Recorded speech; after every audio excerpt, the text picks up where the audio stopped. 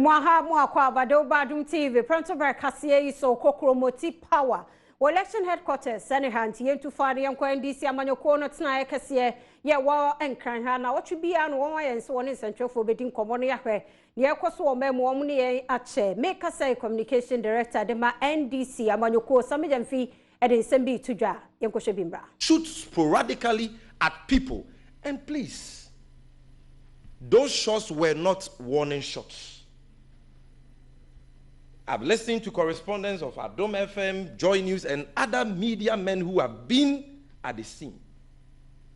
We've seen bullets which have pierced through containers. If those shots were warning shots, we wouldn't have seen that evidence at the scene. And so these were targeted shots aimed at taking out the targets. The woman says that she can't even identify the gun she fired because her police escort had not come to work at the time. She can't even identify the gun, meaning that the gun is not licensed to her name. Because if a gun has been licensed to your name, you obviously be able to identify it. So you unlawfully offload a gun in a public place, disrupt a voter registration exercise.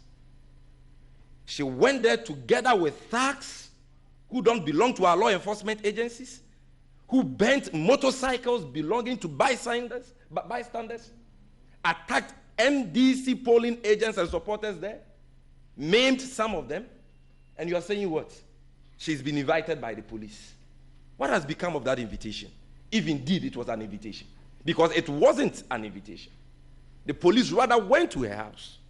So we know that because this is a well-thought-out orchestration being supervised by President Akufo-Addo himself, who is Commander-in-Chief, she will be left off the hook like the several other MPP criminals Honorable Vice-Free Ankra mentioned, who have been left off the hook despite the atrocities they have committed against NDC supporters and innocent civilians.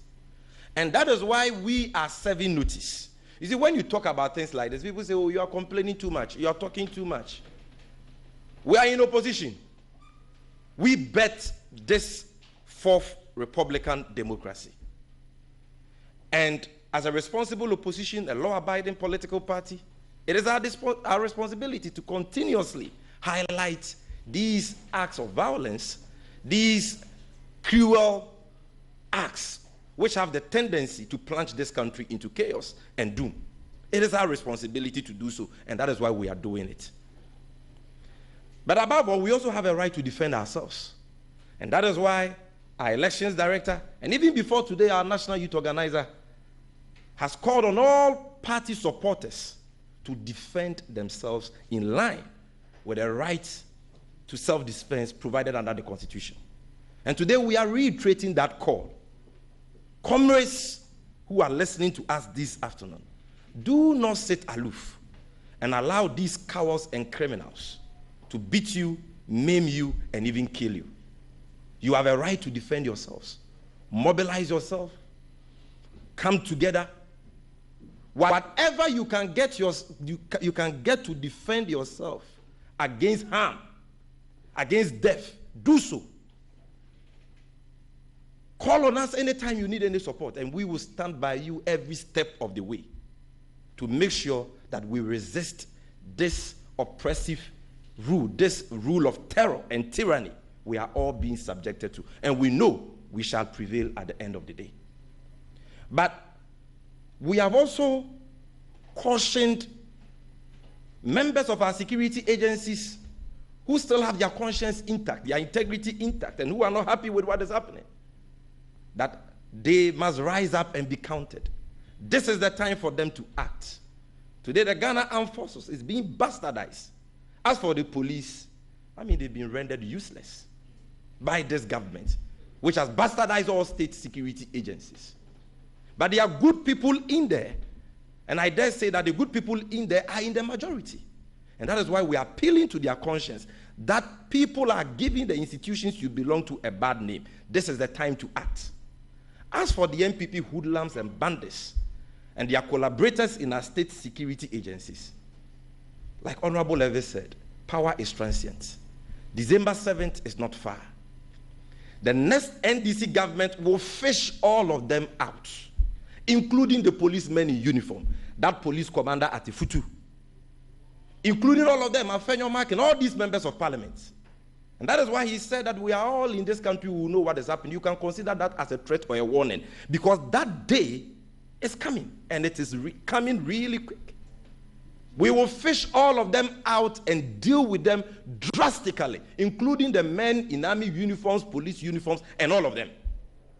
Apart from standing up to their intimidation now, apart from mobilizing ourselves to defend our people through every legitimate means, we will ensure when that day of reckoning comes, when that day of accountability comes, we will ensure that there is retribution.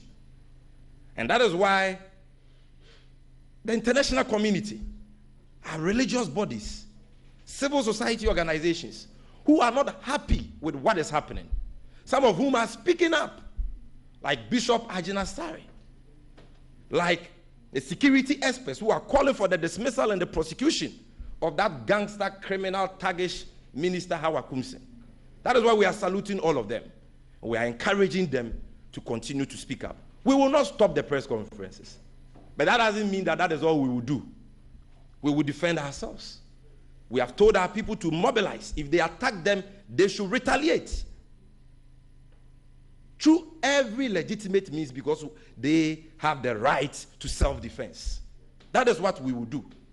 But when eventually, I'm saying when and not if, because it is just a matter of time, power shifts, then we will know what will become of these criminals and thugs and their collaborators in our state agencies who are terrorizing innocent civilians, including journalists, maiming people, killing people, and so on. That day will surely come. And so, Parker, what has happened is not an invitation.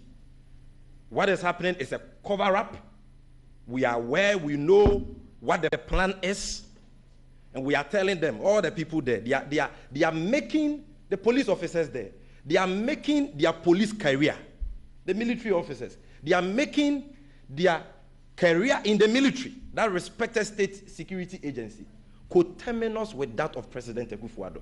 The day President Akufo-Addo will exit office will be the last day they will serve as policemen and military men. And we will.